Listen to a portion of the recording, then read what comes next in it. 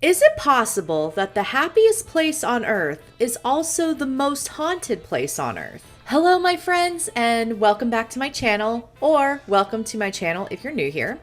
If you go to Google and you type in Disneyland ghost stories, oh my gosh, your cup runneth over. And I'm gonna take these ears off. I am a huge Disneyland fan. I grew up in San Diego, so Disneyland was only an hour and a half away.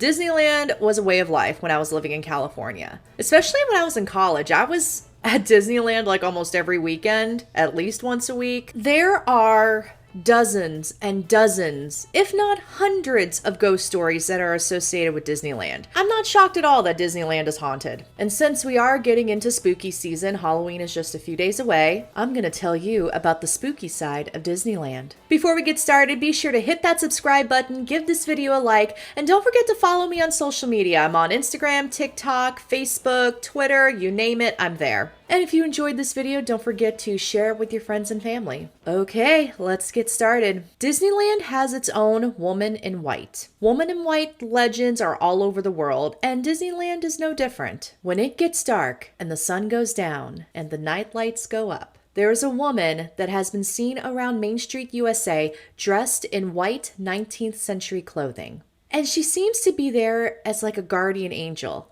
because she scouts the area looking for lost children. And if she finds a lost child, she will take them to the baby care center so that they can be reunited with their parents. So she's a good ghost. Next, we have Walts Train. There is a ghost train at Disneyland. A former cast member claims that the Disneyland Railroad is haunted. If you've ever been on the Disneyland Railroad, it goes around the park, and usually there's one or two trains on the track, but you would never know because the way the schedule goes. According to this cast member, there's a train command center and it has a board that shows where the trains are on the track. And usually late at night, a train would show up in the far corner on the board, but there would be no train there. The crazy thing is the whistle would even blow, signifying that there's a train there. The lights go off, but there's no train. The older cast members that would work in this area called this Walts Train. Since I brought up Walt Disney, let's dive into his ghost stories. I'm honestly not surprised at all that Walt is still around the park. If you've ever been to the park and you've looked directly to your left as you're entering the gates, there is a fire station, and above the fire station was Walts Apartment. And there you've probably seen a lamp is on. And that lamp is always on in memory of Walt Disney. It signifies that he's there, always watching. According to legend, there is a reason why that light is constantly on. Back when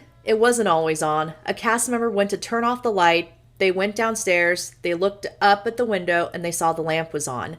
And then they walked back upstairs, they went to go turn the light off, and they heard a voice say, "I'm still here." Again, this was Walt's apartment. And apparently ever since then, they always keep that lamp on. I can definitely hear Walt's voice saying that. And maybe he was saying, "I'm still here," like, "Hey, don't turn off that light yet, I'm still here."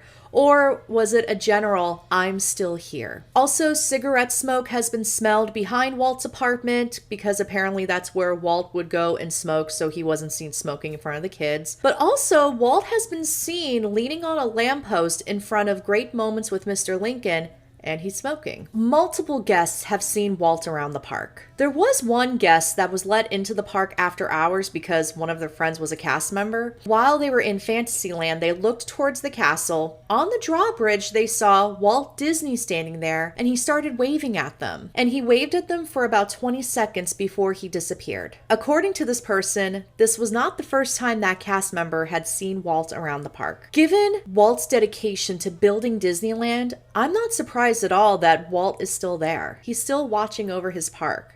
How great is that? I can't talk about ghost stories at the park without bringing up Haunted Mansion. The Haunted Mansion has 999 happy haunts, and those grim grinning ghosts come out to socialize. While the ghosts that you see on the ride are fiction, there are apparently a couple of real ghosts that have taken up residence in the Haunted Mansion. I would. "You just died. Where are you going?" "I'm going to Disneyland." One of the hauntings at the Haunted Mansion and Pirates of the Caribbean is tied to an ongoing problem that Disneyland has, and that is park guests scattering the ashes of their loved ones. Yes, this is a thing. So one of the hauntings is a crying boy. He is often seen after you get off Haunted Mansion and you're walking through the hallway and up to the door, and it's this little boy that's crying. And according to legend, his mother scattered his ashes at Haunted Mansion, and I guess now he's stuck there, or he's just choosing to hang around there. The crying boy has also been seen at Pirates of the Caribbean. Now, we also have the man with the cane. Way back in the 1940s, about a decade before Walt bought the land and started building Disneyland, there was a plane crash in Anaheim. This plane crash took the life of a pilot who had a cane and he walked with a hobble. And cast members and guests have seen this man with the cane in the loading bay of the Haunted Mansion, and they've also seen him around the property. And then, of course, we have Mr. One Way.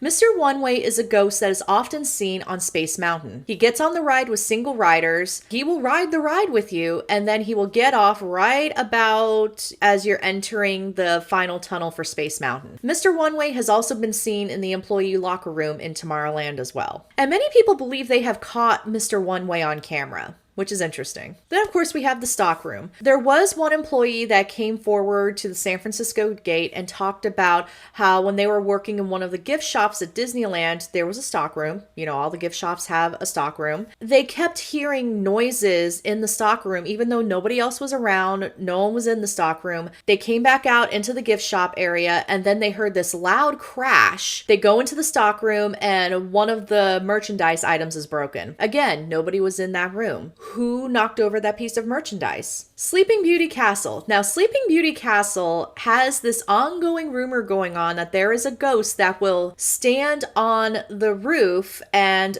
watch the fireworks with the thousands of people watching too. This one is interesting because if you look at the video, it looks a lot like maybe Walt's backside, so maybe this is another haunting associated with Walt.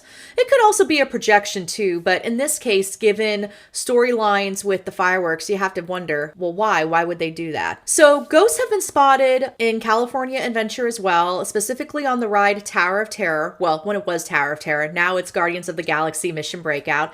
There has been a ghost seen sitting on, I believe, like the second floor, or at least the second landing of the ride. And of course, there's that famous video of the technician working on Tower of Terror, because it was Tower of Terror at the time. You see these like apparitions appear next to him, but I have to wonder, are those reflections from the ride too? Because back then there were ghosts as part of the storyline. Since we're going into the realm of rides and ghosts, let's talk about the Matterhorn. So since Disneyland opened in 1955, there have been a multitude of deaths at the park. You don't want to know how many. There's been a lot. One of the first documented deaths happened in 1964 when a 15-year-old named Mark Maples was killed on the Matterhorn after he and his friends stood up in their bobsleds. If you've ridden the Matterhorn, you know it's a bumpy ride. Even with the upgraded bobsleds they have now and everything to try to smooth things out, it's an incredibly bumpy ride. I can't even imagine how bumpy it was back in 1964. And then in 1984, Dolly Young, her full name was Regina Young, her nickname was Dolly, she was killed after she was thrown from her bobsled while riding the Matterhorn. She landed on the tracks and she was struck and killed by another bobsled. According to rumor, she was literally embedded into the tracks and they had to dismantle the tracks to get her out. But she was killed on impact. And this is something you can find online if you Google it. Disneyland settled with her family, I think, for at least $5 million. I mean, it was a big deal. And to this day, cast members say that her spirit still lingers around that dip where she was thrown from her bobsled. And that area is now known as Dolly's Dip. And when cast members are walking the track after the park is closing and they're looking for lost items, they say that they feel like they're being watched. And they are also hearing really strange sounds in that area. And then we have the monorail. In 1966, a 19-year-old teen named Thomas Guy Cleveland was killed after he tried to basically walk the track from the Disneyland Hotel into Disneyland. He was trying to sneak into the park. Security found him. He got spooked by security. He started running, and he ended up being struck and killed by a monorail train. It was terrible. It was horrific. And since then, people have seen a teenager running on the tracks, like an apparition of a teenager running on the tracks, and then he disappears. And then we have Rivers of America. Not one, but two teenagers have drowned in Rivers of America 2 different times. The first one happened in 1973, An 18-year-old teen drowned in rivers of America after he tried to swim from Tom Sawyer's Island to New Orleans Square. He had his 10-year-old brother with him, and apparently his 10-year-old brother couldn't swim, so he tried carrying his brother on his back. Either he slipped or he couldn't handle the weight, but he ended up drowning. The 10-year-old brother did survive, and he survived by basically doggy paddling around rivers of America until he was found. And then the next incident happened 10 years later in 1983 when another 18-year-old guy was trying to pilot a rubber emergency boat from the cast members area. Guests and cast members have reported seeing ripples in rivers of America. They've seen apparitions swimming in the water. Then we have the People Mover. The People Mover is no longer functioning in Disneyland's Tomorrowland, but it's still running in Disney World, so I did get a chance to ride the People Mover at Disney World. So when People Mover first opened, a 15-year-old boy named Ricky Lee Yama decided to get out of his People Mover car as it was entering a tunnel. He tried to jump from car to car when he slipped and he landed on the tracks, and he was struck and killed by one of the oncoming cars. Now, some of the sources I've seen said he was 17, but I found his Find a Grave site and he was 15 years old. And then a similar accident happened in 1980 to a 17-year-old high school graduate named Gerardo Gonzalez. He actually graduated from San Diego High School. So he was at Disneyland during grad night and he decided to do the same thing as Ricky Lee Yama, jumping from car to car. He lost his footing, he fell onto the tracks. I've heard two variations of this story. I've heard that he was dragged a couple hundred feet and he died after being struck by a train, but I've also heard on Mice Chat that he fell off the track and broke his neck. So what's the ghost story with this? Apparently, blonde female guests have reported feeling their hair being pulled as they go into the tunnel. Maybe Ricky or Gerardo liked blondes, I don't know. It's a very flirtatious move, but also it's a way that ghosts can get your attention by pulling on your hair. Then we have America Sings. It's basically a ride where the audience is stationary and it rotates around. This one is probably one of the most horrific deaths I have ever heard of. In 1974, a woman named Deborah Stone was crushed to death. She got caught between the walls of America Sings. So, you know, the ride is rotating, walls are moving, and she got caught in between one of the walls and got crushed to death. I mean, horrible. After that, cast members have reported feeling a strange presence in that area, especially if they got too close to the rotating walls. And I have to wonder, is that Deborah Stone warning her fellow cast members, hey, don't get too close, please be careful. So this is just a sliver of the deaths that have occurred at Disneyland and the hauntings that are associated with them. I hope you enjoyed this video. If you did, please give this video a like. Don't forget to subscribe before you go. Follow me on social media. Thank you all for watching, and I'll see you in the next round.